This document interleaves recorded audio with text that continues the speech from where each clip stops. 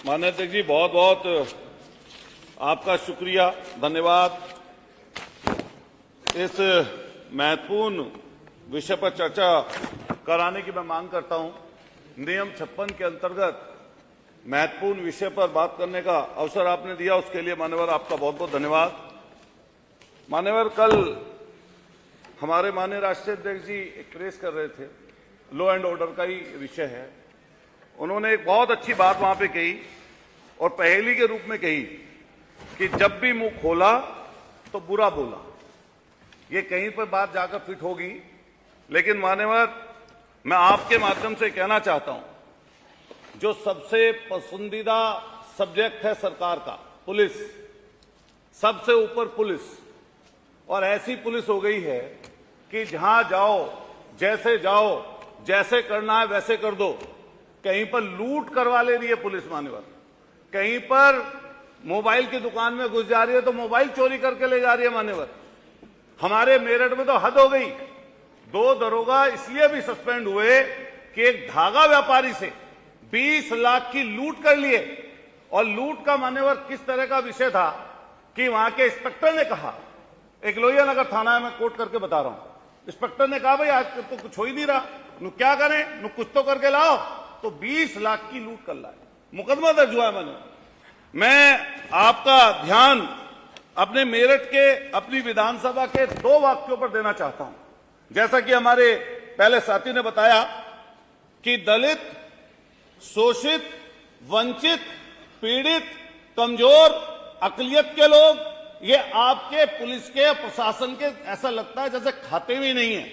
मान्यवर, सरदना थाने के अंतर्गत 6 तारीख को ऐसा जघन्य अपराध हुआ जिसमें मां और बेटी, यहां भी और दिल्ली वाले भी दोनों बोलते हैं कि 12 बजे चलेगी बेटी तो सुरक्षित रहेगी। राह में चलते हुए जा रहे थे अपने खेत पर, रास्ते में उस लड़की को अपहरण करते हुए, दुस्साहस देखिए उनका गुंडों का, अपहरण करते हुए लड़की की मां को गंडासा मार के उसकी हत्या कर दी। और हत्या करने के बाद में जब हम लोग, विपक्ष के लोग उनके आंसू पोंछने जाना चाहते थे, मैं खुद वहां का विधायक हूं मान्यवर, मुझे 3 घंटे तक आरएफ और पीएससी ने रास्ते में रोक कर रखा, आंसू पोंछना देना नहीं चाहते थे उनका। और आज भी हालत मान्यवर यह है कि कई दिनों तक पूरे प्रदेश में उस दलित मां के हत्या के लिए बड़े बड़े विपक्षी नेता जब वहां पर पहुंचना जाना चाहते थे तो मान्यवर उनको रोक के रखा गया। और मैं आपके माध्यम से सरकार से कहना चाहता हूं, जो वहां पर मौके पर वादा हुआ सरकार की तरफ से उस पीड़ित परिवार के लिए 50 लाख की मदद का, एक पट्टा देने का, लाइसेंस देने का, और हद तो तब हो गई मान्यवर, आज भी पुलिस उनके घर पर बैठी हुई है और पुलिस उसके परिवार को कहीं जाने नहीं दे रही, किसी से मिलने नहीं दे रही। एक वाक्य तो यह है, क्या सरकार उसमें मदद करेगी? दूसरा वाक्य है मान्यवर, उसी सरना थाना क्षेत्र के सोनू कश्यप, निषाद बोलते हैं, कहीं केवट बोल देते हैं, कहीं मल्ला बोल देते हैं, कहीं धीवर बोल देते हैं, लेकिन वहां पर कश्यप बोलते हैं मान्यवर। उसको आग लगाकर, वहीं पर ज्वालागढ़ गांव के पास आग लगाकर मान्यवर उसकी हत्या हो गई।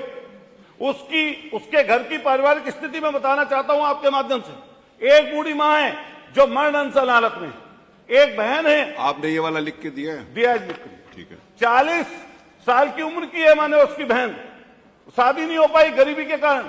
एक भाई है, वो टीबी से ग्रसित है मान्यवर।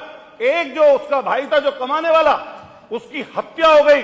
और हद तब हो गई इस प्रशासन की, जब वहां पर उनके रिश्तेदार, जानकार उनसे मिलने जा रहे थे, उनके घर पर पहुंचकर पुलिस ने लाठी बरसाई और उन गरीब कश्यप, निषाद के गरीब के लोगों पर मुकदमा दर्ज कर दिया। मान्यवर, कितने धरने, कितने प्रदर्शन हम लोग रोजाना देखते हैं, लेकिन मेरठ कलेक्ट्रेट कमिश्नरी पर जब पूरे पश्चिमी उत्तर प्रदेश के कश्यप लोग, चुनिंदा लोग, चुने हुए लोग जब वहां पर चौधरी चरण सिंह पार्क में जाना चाहते थे, उस दिन एक और मुकदमा उनके ऊपर किया गया।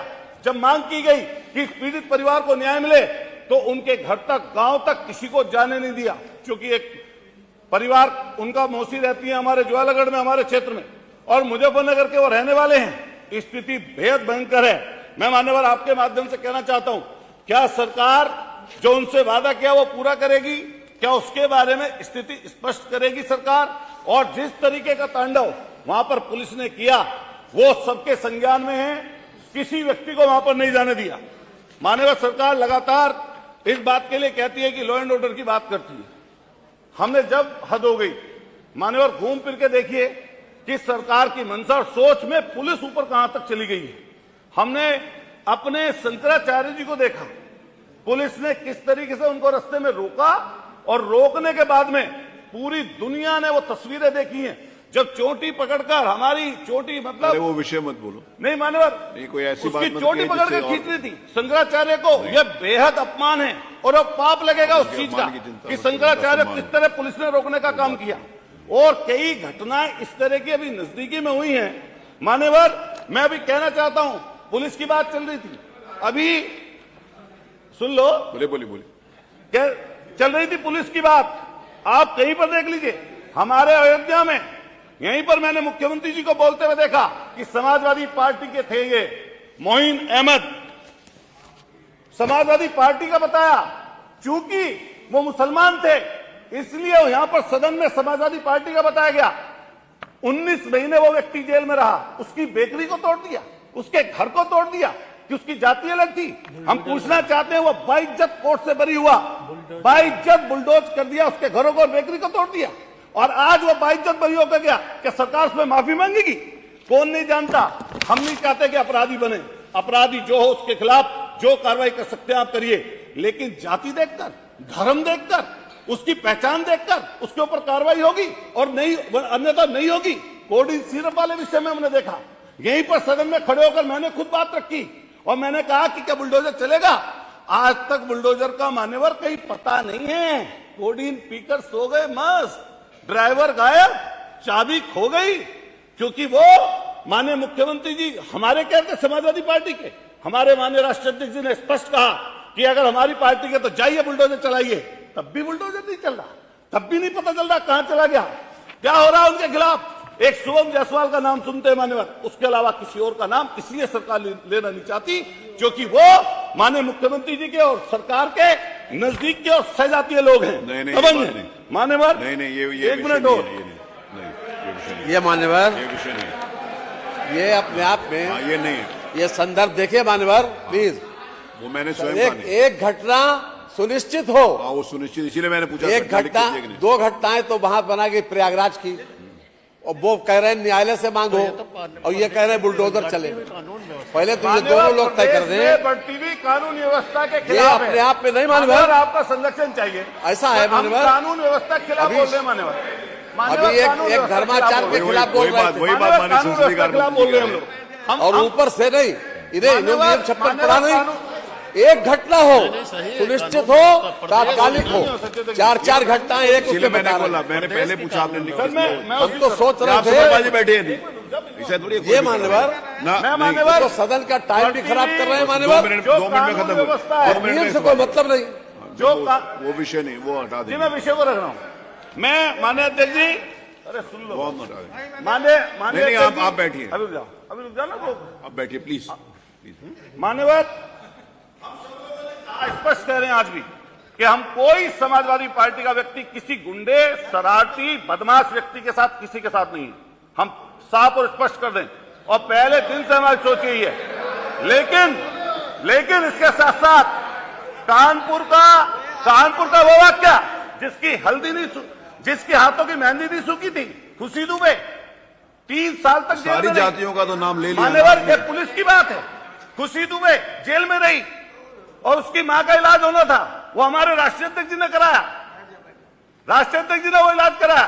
तो मान्यवर, मैं कहना और पूछना चाहता हूं आपके माध्यम से कि सरकार जरूर बता दे कि हत्या, लूट, छिनैती, बलात्कार और पूरे के पूरे प्रदेश में इस समय ऐसा लगता है, ये मैं नहीं कह रहा हूं मान्यवर, ये सुप्रीम कोर्ट का है वर्डिंग, ये हाई कोर्ट की वर्डिंग है। जिस तरीके से आप फेक एनकाउंटर कर रहे हैं, ये मैं नहीं कह रहा हूं यहां पर, ये हाई कोर्ट ने खुद 15 दिन पहले आपको नसीहत दी और प्रमुख सचिव गृह को खुद वहीं पर तलब किया है। माननीय सुप्रीम कोर्ट के पहले पेजों पर अखबारों पर लगातार ये पढ़ते हैं कि जंगल राज कायम है और कई विषय ऐसे हैं आपके माध्यम से कहना चाहता हूं कि लोग थाने में जाते हैं, बेइज्जत होकर उल्टे चले आते हैं। तो ऐसे विषय में मैं आपसे निवेदन करूंगा कि माननीय मंत्री जी आपके माध्यम से मेरे कपसाड़ की और ज्वालागढ़ की दोनों घटनाओं के विषय में बिना लिखे ऐसे जरूर कैसे मैंने जानकारी लिख के रखे मान्यवर मेरे नोटिस में कि उसमें क्या हुआ और कैसे होगा उनकी मदद जो सरकार ने वादा किया है उस गरीब परिवार की उन दोनों की होगी या नहीं होगी। माननीय मंत्री जी